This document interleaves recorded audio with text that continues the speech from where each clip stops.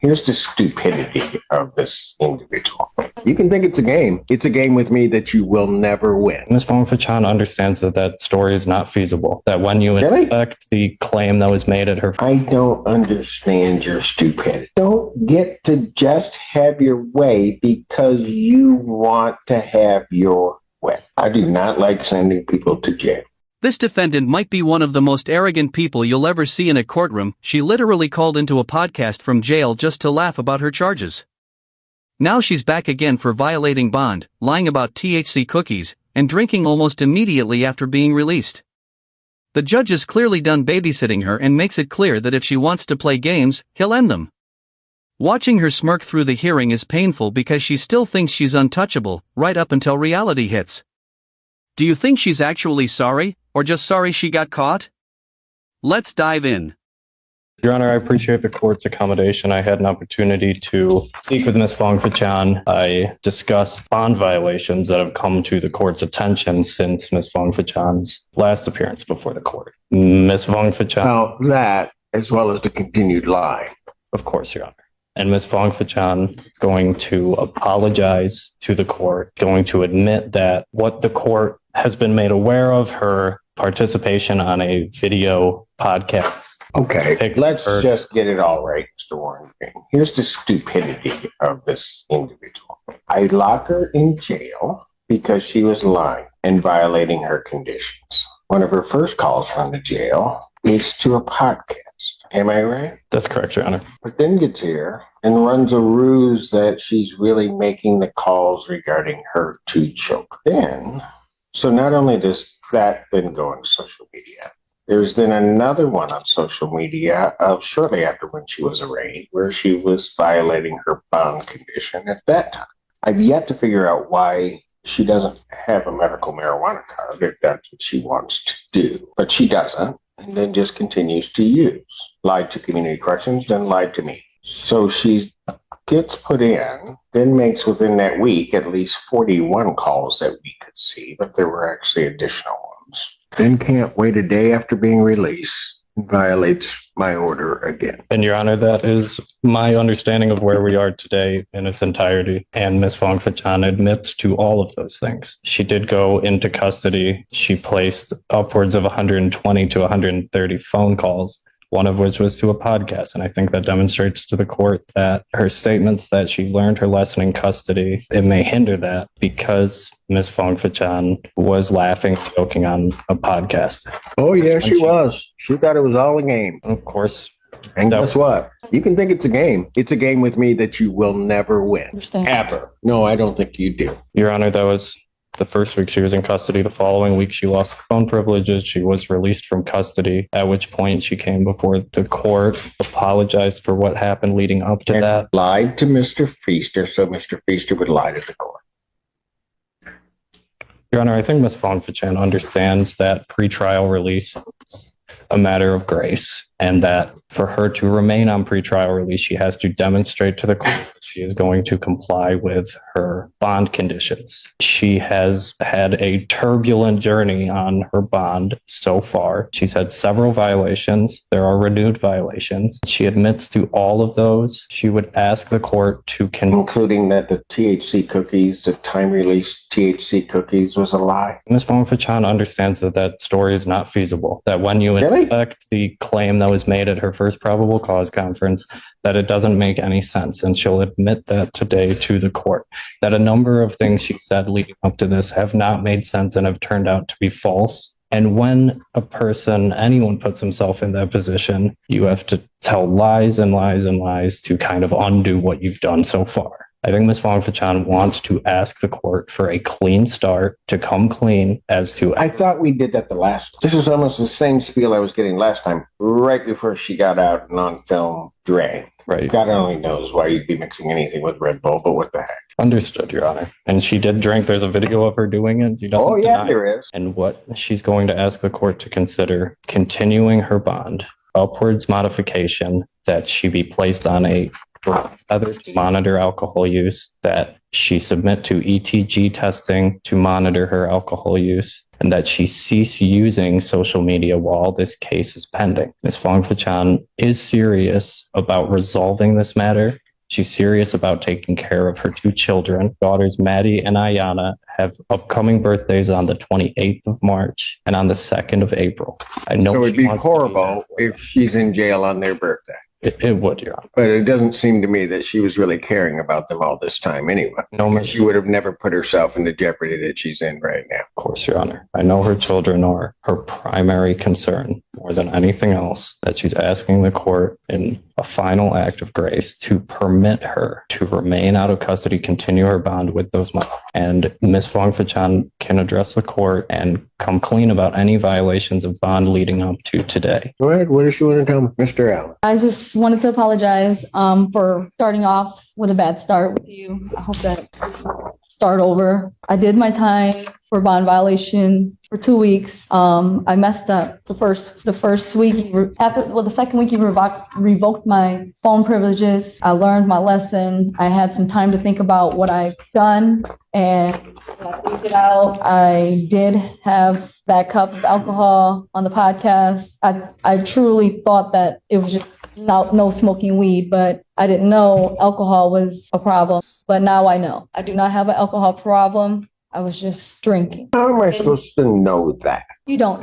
You don't. That now you've learned your lesson. I know. Tell me how I should know that. I know that anything that I say, you probably won't believe because we started off poor, badly. Oh, and you lied. Yes, Your Honor. Not just little lies, big lies. Sure. Every step you've done, you've been lying. So tell me why I should believe you now. I don't have a reason or any excuse to argue with that. I understand. Your Honor, I think Ms. Fong-Fachan knows it's not about what she says, it's about what she does. And what she's done leading up to this has not instilled confidence in the court that she's going to comply. We're asking the court to give her an opportunity to demonstrate that she's going to comply with the court's orders and perhaps present herself as a candidate at the conclusion of this case. I know you're upset at me. Oh, I'm not upset because I definitely get to go home today. So I'm not really upset. Go ahead. What did you want to say? You just think this is all a game. That's what your problem is. You do. You think this is all a game. I can say definitely I didn't take it seriously the first week. The second week after I stayed in, I had a lot of time to think. About what? About, my actions before, during, and now after the fact, even having a drink. And I guess if you want to put me back in jail, I deserve it. Yeah, you do. You have a CPL? Yes. How bad do you want to make this guy? Because if you want to take this thing and make it the worst experience you ever had in your life, I'll be more than happy to indulge you. I don't. So whose rules are we going to play by? Yours, Your Honor. Absolutely. Problem is, I don't know that you know how to do the right thing. I think somebody that lies as much as you do about everything, it seems, and just kind of does what you want to do, because you've probably been doing this your whole life, and that's why you can't change. May I have the opportunity to say a couple of things? Oh, absolutely. I'm sorry, Ms. Hughes. I appreciate it, Mr. Honor. Your Honor said something very interesting. You've probably always been this way, so that's why it's so hard to change. This behavior is exactly what this case is about. She's charged with R&O. She's charged with malicious destruction of a building. She went to her ex-boyfriend's business and kicked his front door of his business. The police arrived and she immediately started lying to the police. That she had just got there, that she hadn't kicked in the front door, that she didn't know what was going on. The police wanted to conduct their investigation, so they asked her to just wait in her car. That's all they asked her to do. And can you just wait in your car? And she took this as an opportunity to defy them rather than just listen to them.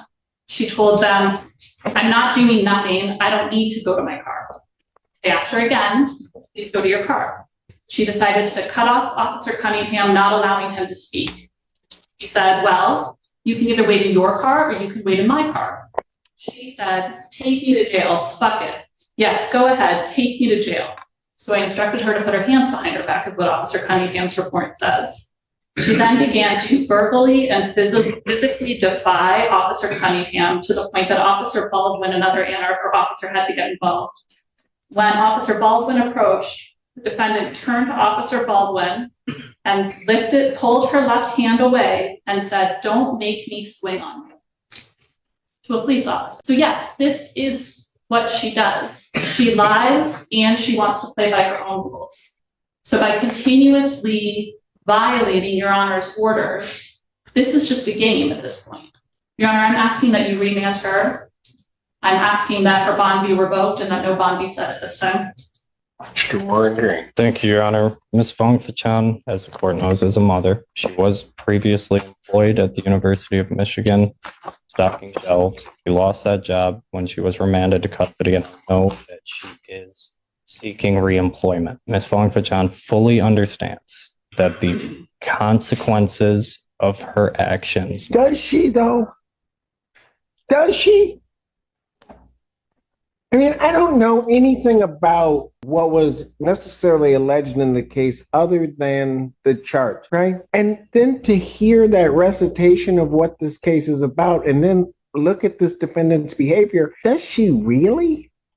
And I don't know why these kids keep coming up as some shield, because it appears to me everything she's doing has nothing to do with them. She's just running her world. Go ahead. I'm sorry, I interrupted. Your Honor, Ms. Fong Fachan has faithfully attended all of her court hearings. I believe that with added conditions of alcohol monitoring, that the court's concerns about her drink press. I know it's difficult to address the court's concerns about Ms. Fong Fachan's dishonesty. I believe she's come before you today and been honest about her past conduct and the conduct even after she was released from custody before court today. I'm asking the court to consider continuing her bond with those added conditions. Ms. Fong Fachan will test today and tells me she will test clean. Anything else? Nothing further, Your Honor. Dr. Young, anything else? I just wanted to say sorry. I've made some mistakes that day when that happened. I didn't necessarily just kick in the door. It was more to it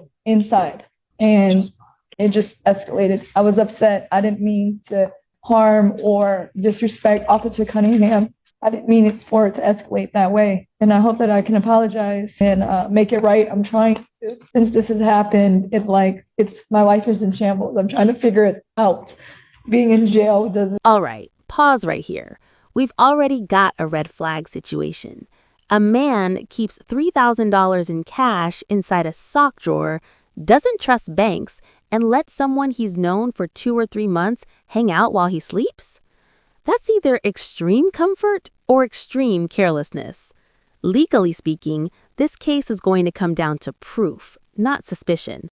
Suspicion isn't evidence. So here's the big question for you. If you really thought someone was snooping in your money drawer, would you just go back to showering? Let me know in the comments. I get to sit and think about my actions and, actually learn from them. But being in there, I can't get things done. I have to figure out getting another job, paying the bills. Not that you care, but I'm trying. I'm trying to make it every court date. I quit smoking weed. If I can be placed on an alcohol tether or have to drop for urine, I ask, can you still give me another chance? And you said something very interesting. You said, I don't care. Not that I care. Just now? Yeah, that's a funny thing. Because actually about everybody that comes before this court, I care. I do. Maybe sometimes to my detriment. I do. I don't understand your stupidity. I just don't get it. And you're asking me to give you another chance. You got the first chance when you were first out. Put you in. I bring you back. And you put me in a position where I can't give you another chance. So then you're in there another week. Tell me that day, you and Mr. Feaster, you had learned everything and you were going to be able to conduct yourself by the court rules and everything else. You don't at 24 hours, you don't make it 24 hours. And you all think you just think that all of this is a joke. Don't get to just have your way because you want to have your way. Always. There's a bigger bully. But if you think I am going to tolerate this, wrong judge. I know. I do not like sending people to jail. but I'm going to do my job. And if you can't cooperate, if you can't just do the simple things that are asked, none of this stuff is hard. None of it. But if you've got to pretend to all these folks that this doesn't bother you and you're just too cool for any of this, you're just going to make it, well, okay, so be it. You can sit up there and be everybody's hero. So, Mr. Warren Green, here's what I'm going to do. I'm going to adjourn her preliminary examination. I'm adjourning her preliminary examination April 23rd, 2024 at 9. That is before me. I will give you the opportunity to certainly motion before this court this defendant's release. But for today, she's going. Defendant's bond is hereby revoked pending a motion hearing. If defendant is released from jail, she will go on an alcohol scram job. Thank you. Thank you, Your Honor. Watching her realize she wasn't going home was the most real moment of the entire hearing. She pushed every boundary she was given and finally ran into a judge who wouldn't bend. He gave her chances, warnings, and even options involving her kids, and she ignored all of it. This is what happens when you treat bond like a vacation instead of a second chance. In the end, she traded her freedom for partying and attitude. Let me know what you think in the comments, and don't forget to like and subscribe.